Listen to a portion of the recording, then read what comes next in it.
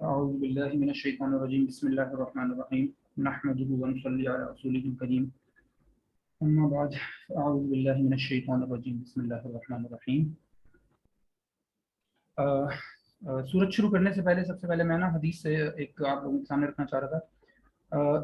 नबी करीम सल्लल्लाहु अलैहि वसल्लम ने फरमाया कि अल कुरान हुज्जतुल लका औ अलैका औ कमा क़ाल अलैहि सल्लतु वस्सलाम। ये मुस्लिम शरीफ की हदीस है। इसका मफ़हूम है कि कुरान आप लोगों के खिलाफ क़यामत के दिन या तो आपके खिलाफ हुज्जत होगा या फिर आपके हक में हुज्जत होगा। There is no third option.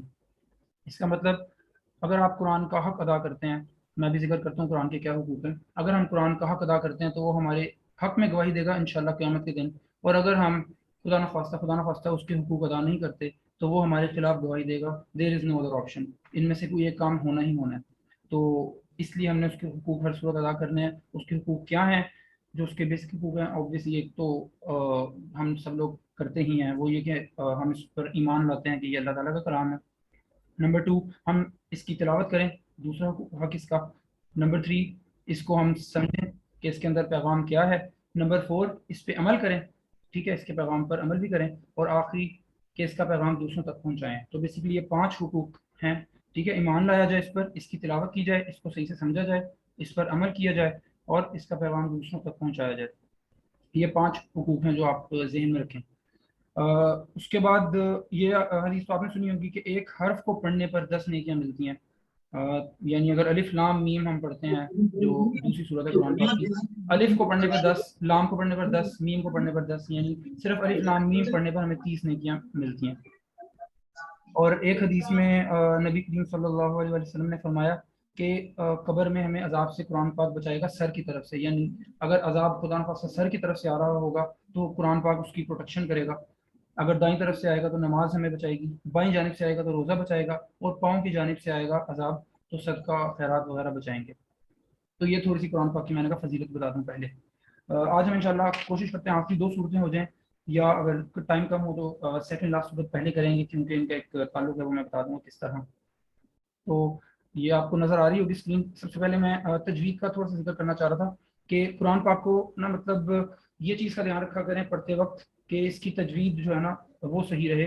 यानी एक एग्जांपल में दे रहा हूँ, ये आपको नज़र आ रही है स्क्रीन, इसमें मैं हाईलाइट कर रहा हूँ, ये देखें, यहाँ लिखा हुआ है कुल हु अल्लाहु अहद।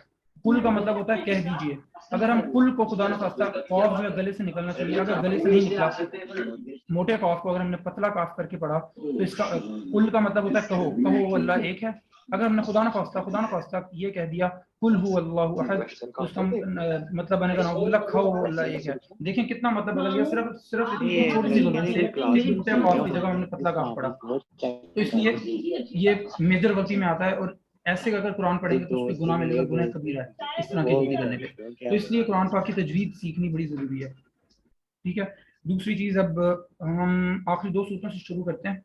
आखिरी 2 सूरतें, पहले जो है सूरह फलक, सेकंड लास्ट सूरत जो है, उस आखिरी 2 सूरतों का नाम है मुअव्विज़तैन। यानी मैं स्क्रीन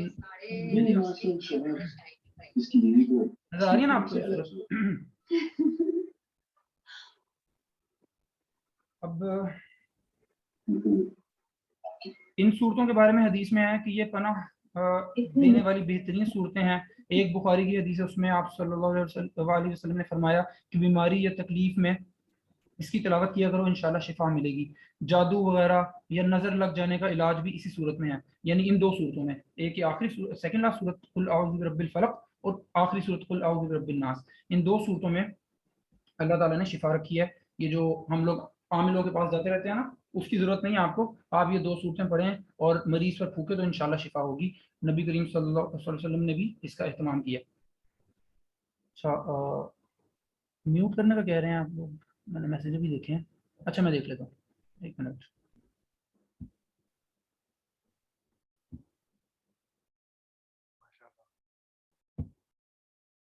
ठीक है, मैंने म्यूट कर दिया सब।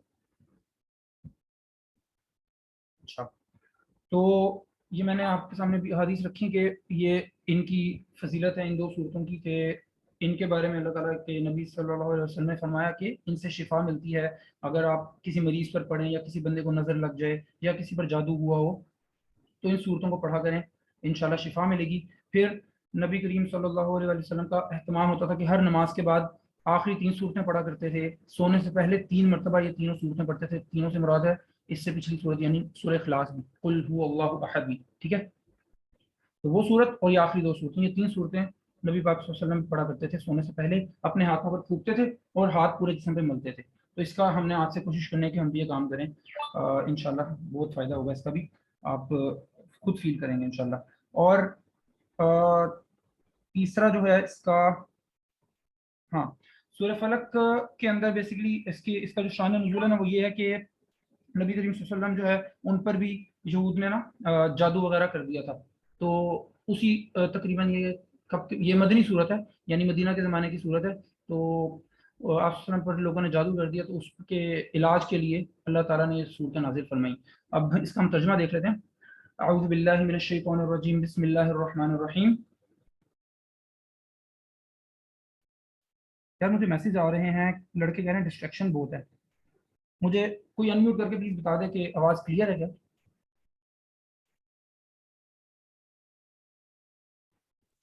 یار بلال بہت زیادہ ڈسٹریکشن ہے. کسی اور کے مائک سے یا میرے اپنے مائک سے؟ یار کنیکشن آئی تھنک جو ہے نا ویک ہے، اور دوسرا ادھر ادھر سے بھی آوازیں بہت زیادہ آ رہی ہیں. میں نے باقیوں کو تو میوٹ کر دیا، کیا میری آواز کٹ رہی ہے؟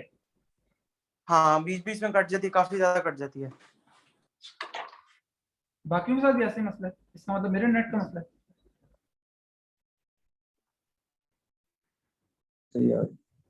احمد کیا کہہ رہے ہو؟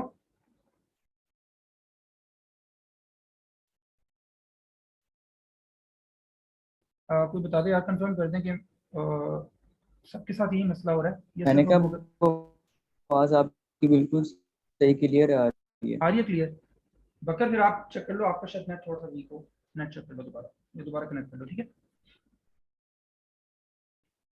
اچھا ہم ریزیوم کرتے ہیں سورت سے. اعوذ باللہ من الشیطان الرجیم، بسم اللہ الرحمن الرحیم. قل اعوذ برب الفلق. میں نا آہستہ آہستہ پڑھوں گا اسے، آپ اسے غور سے سن لیں، مطلب آپ کو سمجھ آ جانا چاہیے سن کر کے کس طرح ہم نے اس کو تلفظ کرنا ہے. ٹھیک ہے، باقی کوئی مسئلہ ہوگا تو آپ بعد میں مجھ سے بے شک واٹس ایپ پہ پوچھ لیجیے گا. ویسے میں انشاءاللہ میں کوشش کروں گا کہ نا ہر جو ہم صورت پڑھتے ہیں نا اس کی ریکارڈنگ شیئر کر دیا کروں، آپ لوگ سنتے رہا کریں. ریکارڈنگ سننے سے بڑا فائدہ ہوتا ہے. میں بتاؤں، میں نے خود بھی پرسنلی کوئی کسی قاری سے جا کے سیکھا نہیں تھا. میں بچپن سے شکر اللہ کا قرآن سنتا آ رہا ہوں، تو قرآن سننے سے بہت فرق پڑتا ہے. جس طرح ہم لوگ گانے سنتے رہتے ہیں تو گانے بھی ہمیں یاد ہو جاتے ہیں، اس طرح آپ قرآن پاک بھی سنا کریں، انشاءاللہ اس کا تلفظ وغیرہ سارا آپ کو یاد ہو جائے گا، آپ کے ذہن میں بیٹھ جائے گا، یہ کنفرم بات ہے. ٹھیک ہے، بسم اللہ الرحمن الرحیم. قل اعوذ برب الفلق. یہ اللہ تعالیٰ نبی پاک صلی اللہ علیہ وآلہ وسلم سے فرما رہے ہیں کہ اے نبی جی کہہ دیجئے، قل کہہ دیجئے، اعوذ برب الفلق کہ میں صبح کے مالک کی پناہ مانگتا ہوں، من شر ما خلق ہر اس چیز کے شر سے، ما خلق جو اس نے پیدا کی، ومن شر غاسق اذا وقب اندھیری رات کے شر سے جب وہ پھیل جائے. کیونکہ اندھیری رات کا شر سے مراد ہے کہ رات کو ہی ڈکیتیاں ہوتی ہیں، رات کو یہ موذی جانور جو ہیں حشرات الارض سے کہتے ہیں یہ باہر آتے ہیں، رات کو ہی جادو ٹونا وغیرہ ہوتا ہے. عموماً یہ جادوگر جو ہیں یہ اپنی کاروائیاں رات کو کرتے ہیں، تو اس لیے رات کے شر سے پناہ مانگی. ومن شر النفاثات فی العقد اور ان جانوں کے شر سے جو گرہوں میں پھونک مارتی ہیں. یہ جادوگروں کی بات ہو رہی ہے، جادوگروں کا جو بھی طریقہ کار ہوتا ہے پھونک مار کے جو بھی وہ کرتے ہیں، یہ اس کی بات ہو رہی ہے. ومن شر حاسد اذا حسد اور حسد کرنے والے کے شر سے جب کہ وہ حسد کر رہا ہو. اس صورت کے اندر بیسیکلی ہمیں یہ 3 مین جو ہے نا شرور سے بچنے کی دعا سکھائی جا رہی ہے. ایک ہو گیا رات، ایک ہو گیا جادو، اور ایک حسد. ان کے شرور سے حفاظت مانگنے کی یہ دعا سکھائی جا رہی ہے. اور جیسے میں نے پہلے ذکر کیا کہ یہ صورت اگر جادو ہو جائے کسی پر یا بیمار وغیرہ ہو جائے تو یہ صورت پڑھ کے، یہ بلکہ اس کے ساتھ آخری صورت بھی ملا کے یہ 2 صورتیں پڑھ کے بندے پر پھونکا جائے تو انشاءاللہ اس کو شفا ہوگی، کیونکہ یہ حدیث میں آیا، صحیح حدیث میں آیا. تو اس چیز کا اہتمام کیا جائے. ٹھیک ہے، اور اس کے بعد آخری صورت پہ بھی ایک نظر مار لیتے ہیں. بسم اللہ الرحمن الرحیم. قل اعوذ برب الناس. بسم اللہ الرحمن الرحیم، شروع اللہ کے نام سے جو بڑا مہربان نہایت رحم والا ہے.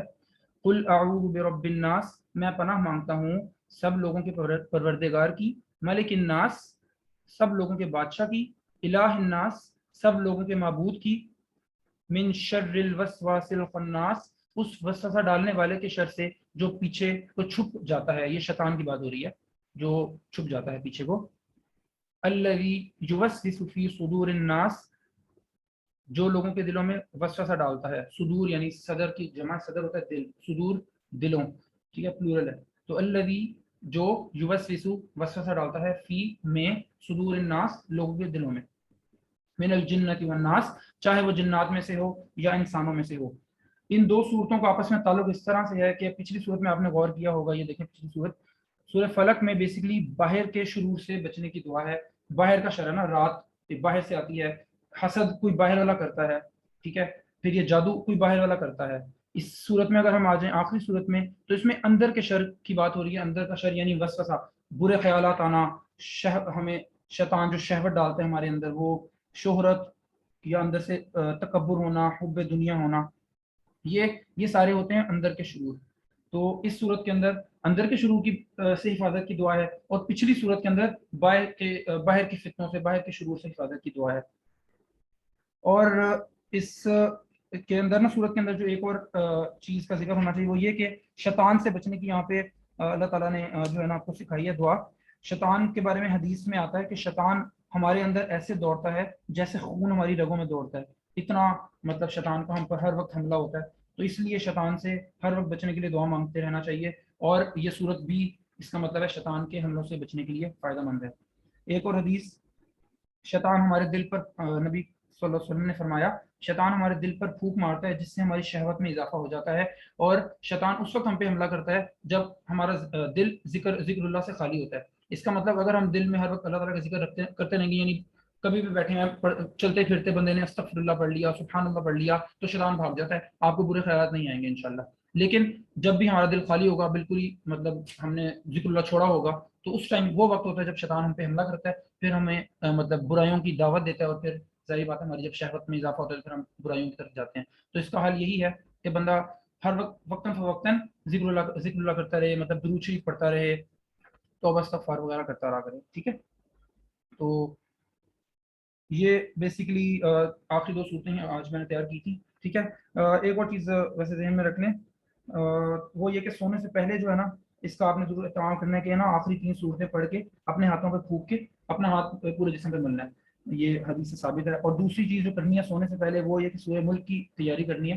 سورہ ملک پڑھنی ہے، تقریباً 2.5 سے 3 منٹ لگتے ہیں پڑھنے میں. پوری صورت 29 پارے کی پہلی صورت ہے، اس کو پڑھ لیا کریں انشاءاللہ. عذاب قبر سے اس کی یہ حفاظت کرے گی آپ کی. اور ایک حدیث ہے، صحیح حدیث ہے کہ نبی کریم صلی اللہ علیہ وآلہ وسلم نے فرمایا کہ قرآن پاک میں ایک ایسی صورت ہے جو کہ 30 آیات پر مشتمل ہے، اور وہ بندے کو عذاب قبر سے بچائے گی، اور وہ سورہ ملک ہے. تو اس لیے سورہ ملک کی بہت فضیلت ہے. سورہ ملک بھی سونے سے پہلے ضرور پڑھ لیں. ٹھیک ہے، جزاک اللہ خیر. 13 منٹ تقریباً ہو چکے ہیں، تو اس پر اختتام کرتے ہیں.